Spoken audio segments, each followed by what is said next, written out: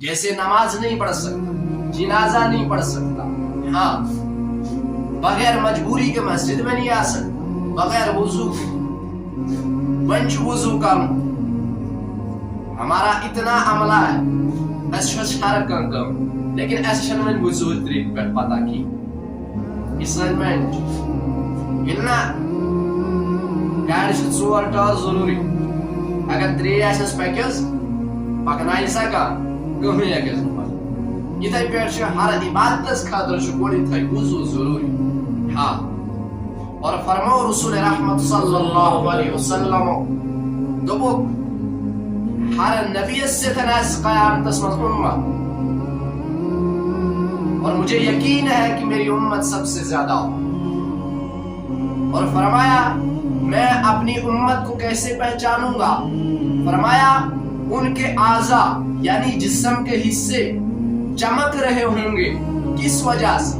جب انہوں نے نماز کے لیے وضو بنایا ہوگا، جو جگہیں انہوں نے دھوئی ہوگی وہ جگہیں وہ چمکتی ہوگی۔ اور ایک اس حدیث پاک میں فرمو نبی جناب محمد رسول اللہ تو وہ کہ میری امت کے لوگ جب وضو کریں گے، جہاں تک وہ نماز کے لیے اپنے اعضاء کو دھوئیں گے، کل قیامت کے دن اللہ رب العزت ان کو اس جگہ تک کنگن سونا پہنائے۔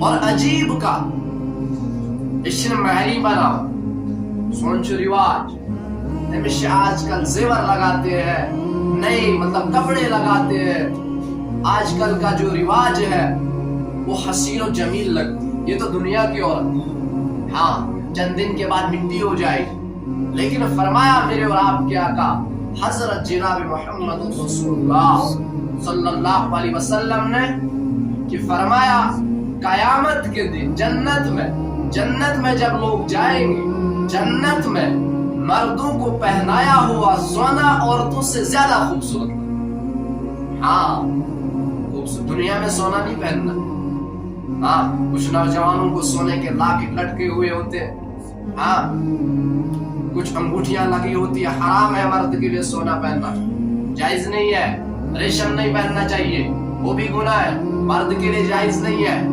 ہاں تو یہ سب اللہ نے جنت میں رکھا۔ یہ تو میں نے حدیث کا مفہوم عرض کیا کہ تھوڑا کرو انتظار، اللہ تعالیٰ لائق سورو کیا جنت پرواہ جلدی کرنے شن ضرورت کیا، ہاں دنیا میں اگر یہ چیزیں استعمال کرو گے عذاب بنے، اللہ جنت میں پہنائے گا تو خوشی ملے گی، ہاں اور وضو ہر عبادت کی کنجی ہے۔ ہم سب سے پہلے میں نے بہت پہلے بھی ایک بات عرض کی تھی، یاد ہوگا آپ حضرات، اک صحابی یوس فراغت کا یعنی جیسے مثال کے طور پر اس زمانے میں باتھ روم نہیں ہوا کرتے، واش روم نہیں ہوتا، فراغت کرتے تھے، کہیں جھاڑیوں کے پیچھے چھپ کر فراغت کرتے تھے، چھوٹا پیشاب بڑا پیشاب، ہاں تو اس زمانے میں ایک صحابی فراغت کے لیے بیٹھے، ایک یہودی نے جب دیکھا تو واپس آئے، اس یہودی نے کہا واہ بھائی واہ کیسا نبی ملا ہے، اس نے تمہیں ہگنا بھی سکھایا، اور قربان جاؤں صحابی کے جواب پر، میری زندگی قربان اس کے جواب پر، پوری کائنات اس کے جواب پر قربان۔ اس نے آگے سے جواب دیا الحمدللہ اللہ نے ہمیں ایسا نبی دیا ہے جس نے ہمیں ہگنے کے بعد اس کو دھونا بھی سکھایا۔ ہاں تو گویا وہ جو بات ہمیں پتا چل رہی ہے کہ میرے اور آپ کے آقا حضرت جناب محمد رسول اللہ صلی اللہ علیہ وسلم نے ہمیں دین بیت اللہ سے لے کر بیت الخلا تک سکھایا، ہاں یعنی بیت اللہ سے لے کر واش روم تک ہمیں دین سکھایا۔ کیا کہا کہ یم ساتن تو bath rooms echo wash rooms echo تو جو بولی تو کس کھورا اندر سان، ہاں کھوڑ کھورا جو اندر سان، توجہ، ہاں تو جو بولی تو باتھ رومس کس کھورا اندر سان، کھوڑ کھورا جو اندر سان، یعنی ہم لوگ کیا کرتے ہیں، ہمیں جلدی میں موبائل کی جلدی، کام کی جلدی، اس جلدی کے اندر ہم سنت کا طریقہ بھول جاتے، हालांकि आका इनामदार हजरत जनाब मोहम्मद रसूलुल्लाह सल्लल्लाहु अलैहि वसल्लम ने हमें फरागत का तरीका भी सिखाया। हाँ, मैं आपको बताता हूँ कि मैं एक ऐसे इलाके का जहां पर गैर मुस्लिम बरादरी भी रहती, लेकिन अक्सर ये देखने को मिलता है क्या कि जब वो फरागत करते उसके बाद उनको ये ख्याल नहीं रहता कि हम हाथ धोएं, उसके बाद उनको ये ख्याल नहीं रहता हम इस्तिंजा करें। हाँ, और इस्तिंजा का बनाओ फरमो, इस्तिंजा क्या गो, इस्तिंजा किससे कहते? हम छोटे थे, अल्लाह हमारे उस्ताद असातिज़ाए कराम को जज़ाए खैर दे, उनकी उम्र में बरकत अता फरमाए, पढ़ाया था, याद है उनका ये एक हमारे ऊपर एहसान है। इस्तिंजा क्या गो, इस्तिंजा किसको कहते हैं? पाखाना पेशाब करने के बाद जो नापाकी बदन पर लगी रहते उसको साफ करने को इस्तिंजा कहते हैं। यानी दो रास्तों से जो नापाकी निकलती है बाद में उसको साफ करने को इस्तिंजा कहते हैं। याद जो इस्तिंजा अलग चीज है, वुजू अलग चीज है, ये दो अलग अलग चीज है, इस बात को समझना चाहिए। हाँ, कई लोग इस कंफ्यूजन में है कि इस्तिंजा और वुजू एक ही चीज है, नहीं, ये दो अलग चीज है। इस्तिंजा आप हजरात को समझ आया, पुराने जमाने में मैंने भी देखा है तिमेस क्या करन अगर लोकुट पेशाब है करन तम साथ स्मित छवा हमने सर ये तेतिश मुंगन ते गीत्या उजर यमो त्यास मित छस या हां फरमो असोसा वो वारिया बोर्ड अला रब सुन्नी अकबंदा हज अलहाज गुलाम कादिर गनी पूरी रहमतुल्लाह अलैहि, इन्होंने एक बार फरागत की कहीं साइड पे, उस साथी साथ में थे, अल्लाह ने इनको बहुत नवाजा था रूहानियत के एतबार से। तो इन्होंने जब छोटा पेशाब किया तो इन्होंने मिट्टी से इस्तिंजा किया। किसी ने सवाल किया कि हजरत यहाँ तो करीब में बाथरूम था, 2 कदम पे बाथरूम था, बराबर 2 कदम पे, मुझे याद है ये रोड है पीछे, ये मकान है, ये बाथरूम है। उन्होंने कहा कि तुझे क्या भरोसा है कि तू बाथरूम तक पहुंचे? हाँ,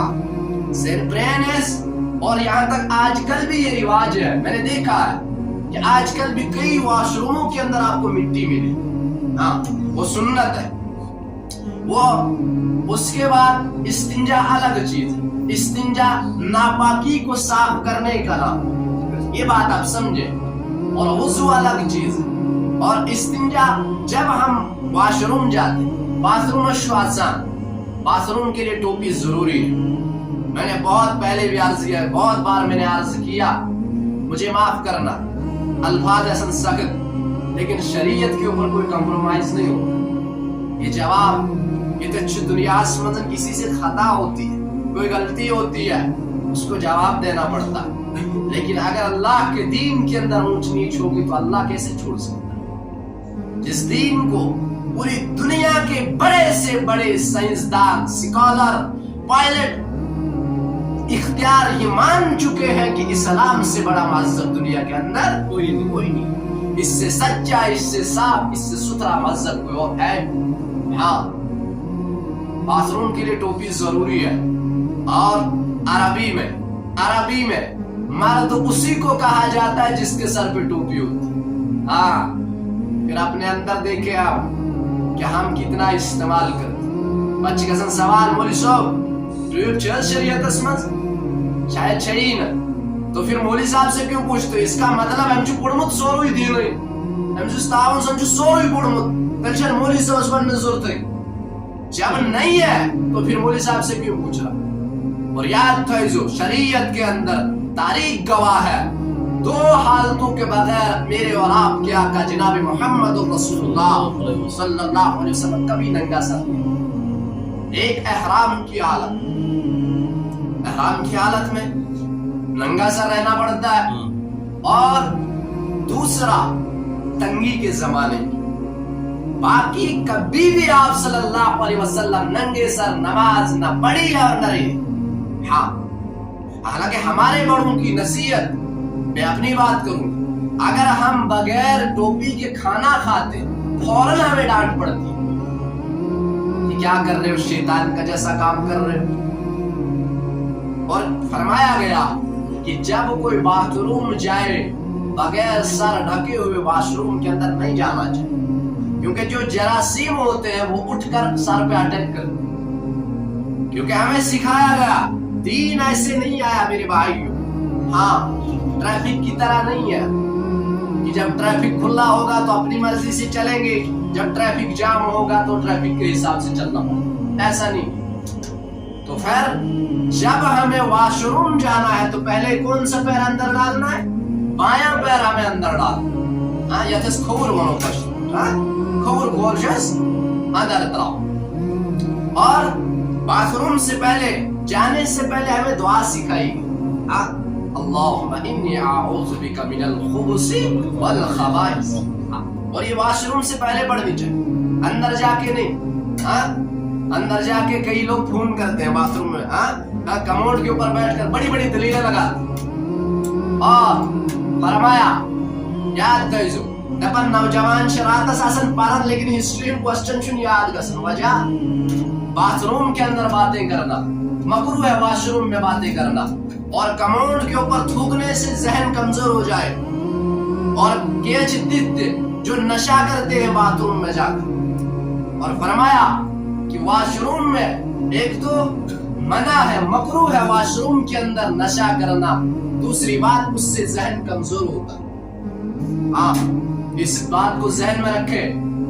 تو جب آپ حضرات واش روم جاتے ہو وہاں کی بھی سنتیں ہیں، وہاں کا بھی طریقہ، جب آپ اندر گئے بائیں پیر سے آپ اندر گئے، اور وہاں میرے اور آپ کیا کہا؟ حضرت جناب محمد رسول اللہ صلی اللہ علیہ وسلم نے بیٹھنے کا طریقہ بھی بتایا۔ ہاں آپ یہ نہ سمجھے، اور اس میں شرم کی بات نہیں ہے، یاد رکھنا شرم کرنے والا اور تکبر والا دین سیکھ نہیں سکتا۔ ہمارے سامنے مثال ہے، شیطان کے پاس علم کے انبار۔ ہاں فرمایا جب آپ واش روم فراغت کے لیے بیٹھو، یہ ہاتھ جو ہے میری طرف سب دیکھیں توجہ سے، ہاں عمل کتنا کرے گا کون، لیکن معلومات ضروری، انشاءاللہ اللہ تعالیٰ دی عمل کرنے کی توفیق انشاءاللہ۔ لیکن یہ پتا ہے یہ ہاتھ یہاں ایک رگ ہوتی ہے، اس کو یہاں پر رکھنا چاہیے کیا، اور یہ جو یہ بایاں ہاتھ ہے ہمارا، اس کو یہاں دبانا چاہیے بائیں سائڈ سے پسلی کے اوپر۔ ہاں اور جب فراغت کے دوران کا وزن جو ہے ہاں وہ بائیں سائڈ دائیں سائڈ کی طرف ہے، بائیں سائڈ کی طرف ہے، ہاں بائیں سائڈ یعنی یتکاشر پیٹس کھور ونو کیا اس طرف۔ ہاں اور جب آپ فراغت کر چکے، اطمینان ہو گیا، اب دھونے کا طریقہ سب سے پہلے آپ صلی اللہ علیہ وسلم نے فرمایا اپنے ہاتھ دھونے چاہیے، ہاں ان کو اچھے طریقے سے جس طرح واش کرنا چاہیے، ہاں اچھے طریقے سے۔ اس کے بعد آپ استنجا کرنا، اور استنجا کے دوران یہ جو آپ کا بایاں ہاتھ ہاں یہ لیفٹ ہینڈ ہے، اس کی بیچ کی انگلی کو آگے رکھنا چاہیے ہاں استنجا کے دوران، اور اس طرح سے جب اطمینان ہو جائے گا کہ ہاں میں پاک ہو گیا اچھے طریقے سے، ہاں تو پھر آپ باہر آ جائیں۔ باہر کیسے آنا؟